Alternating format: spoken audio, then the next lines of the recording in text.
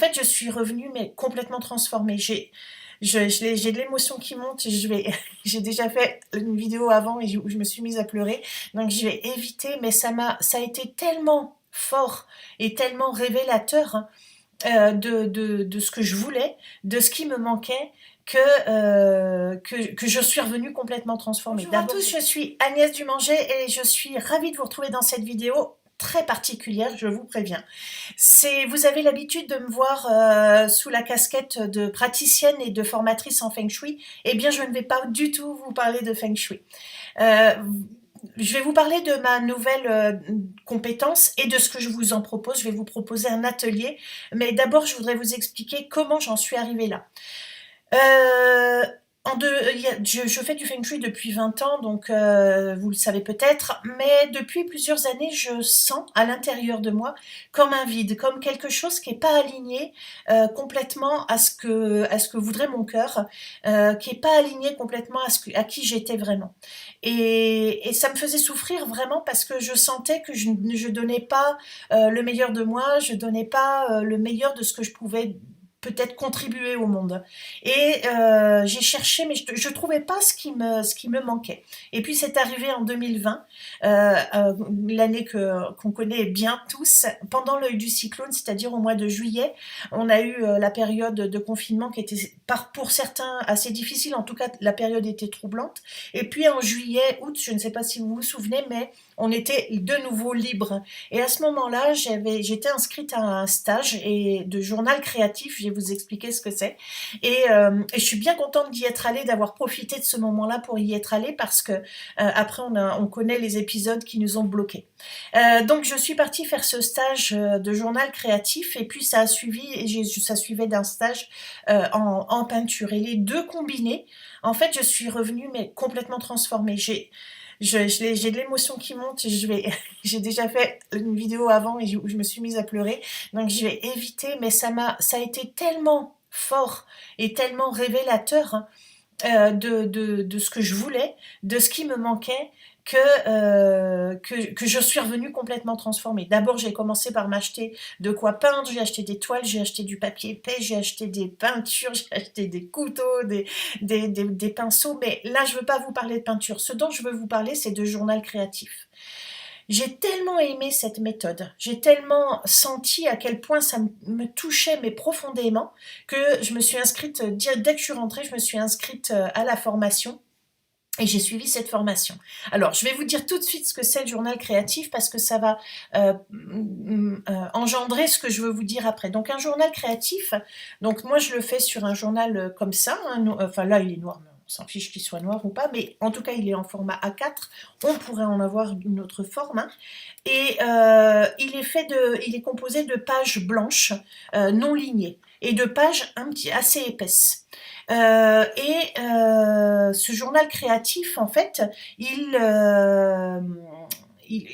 sert à quoi? C'est un journal intime, en fait, dans lequel on va non pas utiliser que le mode écriture, et en plus, quand on utilisera le mode écriture, on ne le fera pas que de forme linéaire, mais on va pouvoir écrire par exemple en rond, on va pouvoir écrire autour d'une forme, on va pouvoir écrire à l'envers, on va pouvoir écrire tricoter, etc. Donc en fait, l'idée du journal créatif, à mon sens, c'est vraiment d'aller contacter ce que l'inconscient n'arrive pas à nous délivrer autrement en faisant bugger le mental.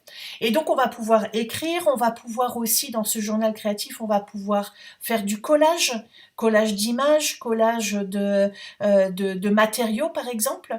On va aussi pouvoir utiliser la couleur et le dessin. Alors le dessin simple. Moi je suis très très mauvaise en dessin. J'utilise vraiment le basique du basique quand j'ai besoin de faire un personnage. Je fais un personnage pain d'épices ou bâton et voilà. C'est très très simple, mais on ne demande pas d'être bon en dessin. On demande juste de lâcher le mental.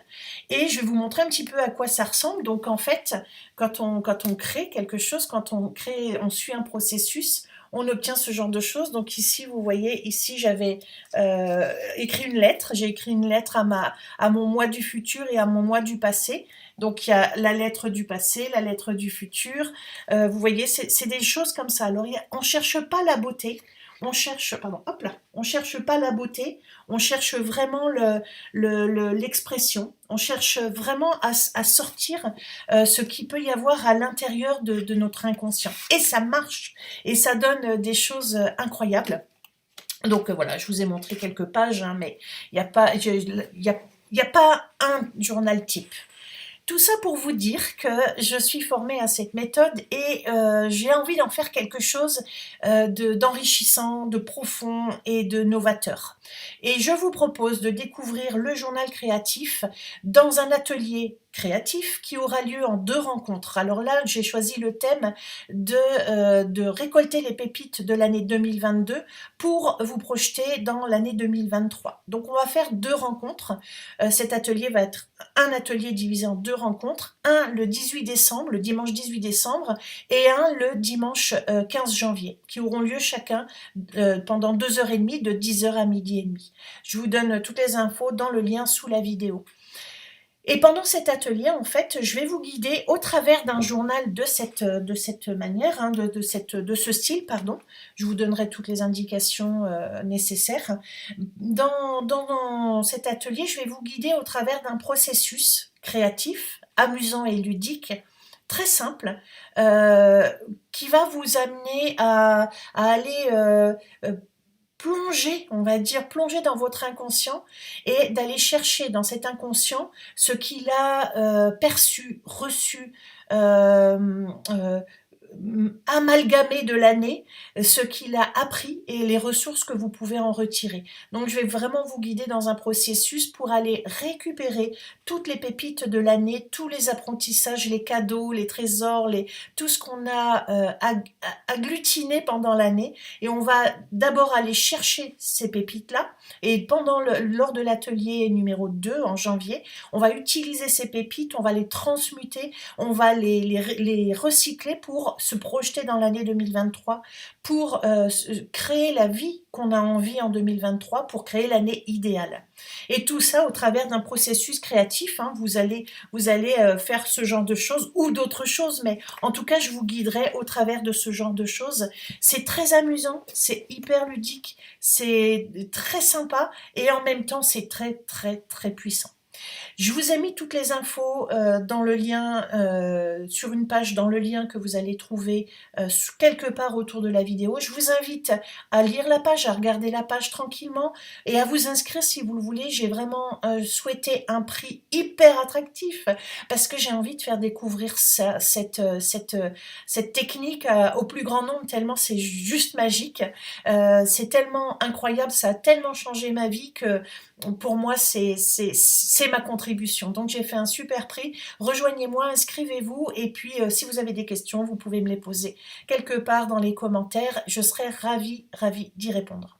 Merci de m'avoir écouté. Je vous dis à très bientôt. Et puis, n'hésitez pas à me poser des questions et à partager si vous pensez qu'il y a des personnes qui pourraient être intéressées par ce type d'atelier. À bientôt. Merci.